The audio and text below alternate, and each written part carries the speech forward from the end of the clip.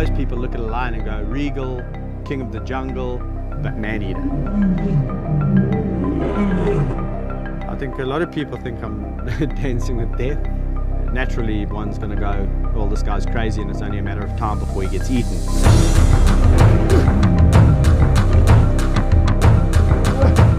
The instinct for an animal to kill, or a lion specifically, is always there. And when they get into that mode of kill, one bite and you're dead.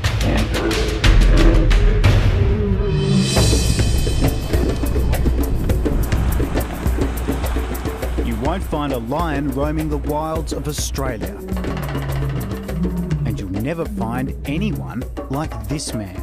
In truth, there's no other animal that will humble you quicker than a lion. If the late Steve Irwin had a kindred spirit, it would be Kevin Richardson. He shuns the company of people.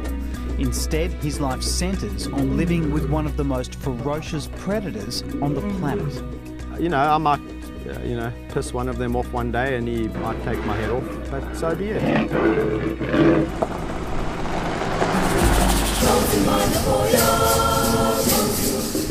To understand Kevin's obsession, I've travelled thousands of kilometres to southern Africa. You get adventurers in the world, man, pioneers, explorers. Without them, without those people in the world would still be, such a small little place.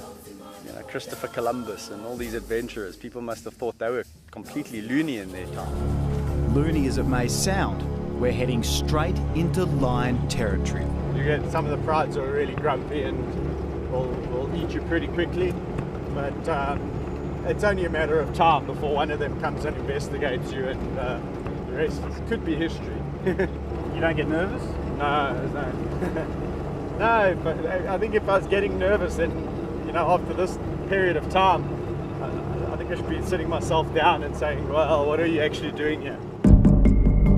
Kevin is preparing to walk freely among a pride of lions with no cage and no protection. You always got to observe who looks like they're grumpy, who looks like they're affable, before you just go in there guns blazing.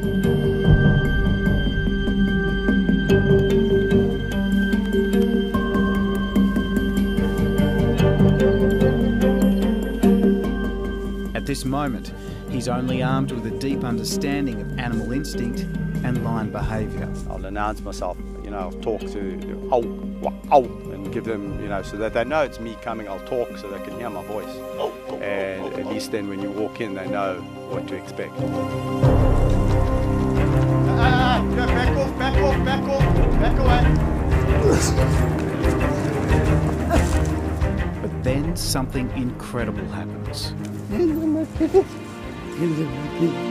Come on. Where's our big lion sandwich? This is a love story like no other.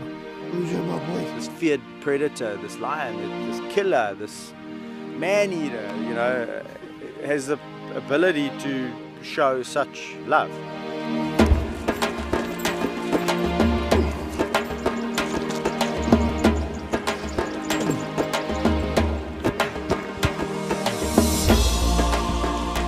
Far from being mindless man-eaters, Kevin believes the lions have a gentle side that few know about. Oh, so you come to say hello now, eh? What amazes me is they jump on me gently. They don't unsheath their claws, and when they bite me, it's gentle. But don't be fooled. These big cats are far from tame. So I'm filming from the safety of a cage, and as I found out, they don't take too kindly to strangers. Suji. Anyone else would run a million miles from these cats. When you walk up to them, what do you see? It's hard to explain what I see when I walk up to the lions, because to everyone else watching, their mind obviously flicks back to documentaries of lions jumping on the back of buffaloes' backs and taking down, wildebeest and zebra, all these big herbivores.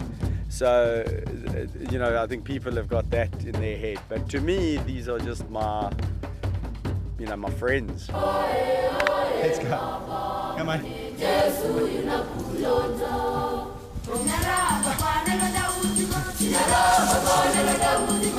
I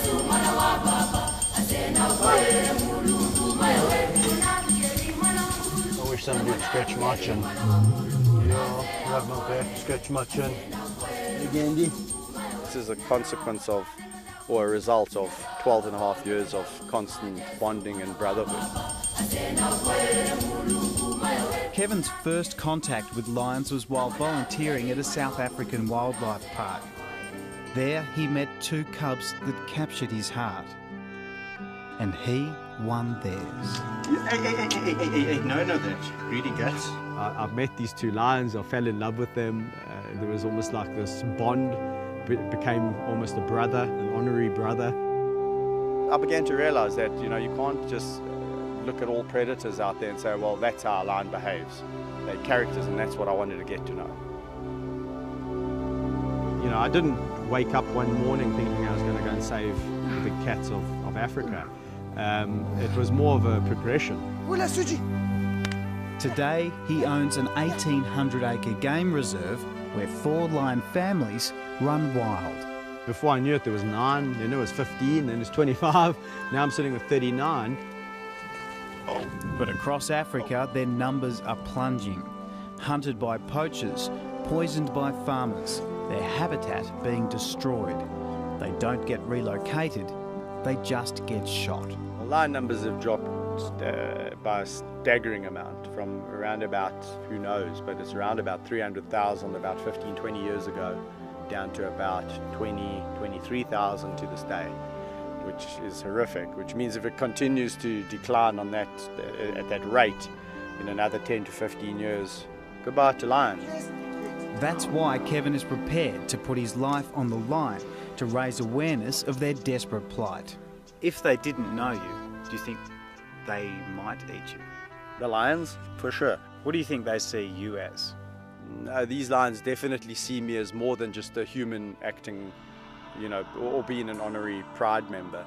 But then on another occasion, you sit there and you realize that they do see you as something different, but they've just accepted you into their clique. So if anyone else had to come here and try and do this, it's, they're not really part of this group.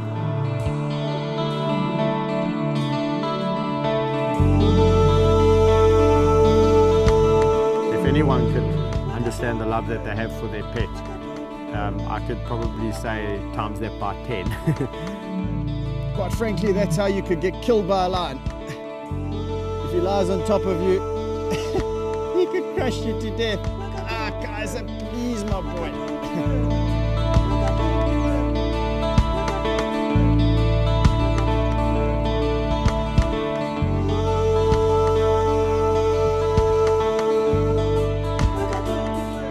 I'll swim with the lions in the river, walk with them in the open areas amongst the game. So yeah, I'll do most things that people would do with their pet dog, with the lions.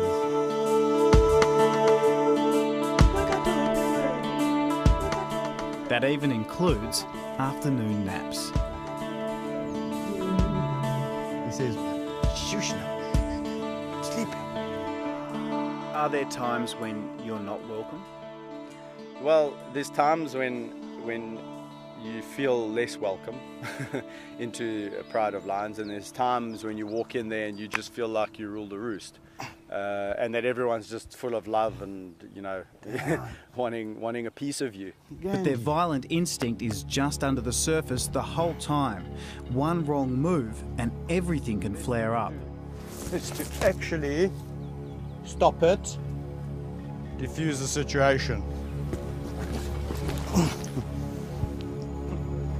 Sometimes that biting will turn to real biting very quickly. Stop it. So that's why I just nip it in the bud. I'm going to murder you, boy. If you react badly and you start pulling, or you start getting nervous or panicking, he will bite down on you. So you got to just make him realize that you're not afraid of him, and he can't just bite your leg at will. You see, you can't. You guys are naughty today, hey? You get your tongue pulled. Tongue pulled if you do that. Yeah, it's embarrassing. Have you been hurt?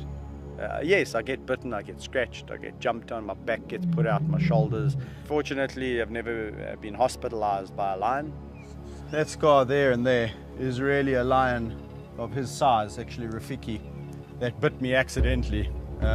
This canine here, the top one, went straight through to the bone almost, and that was the bottom one.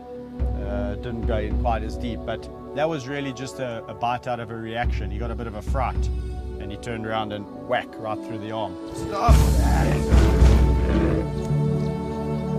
Do you worry that one day they might turn on you? No, I don't worry about lions turning on me, because the day that happens and you start to think about, well, one day will these lions turn on me, you shouldn't be doing it.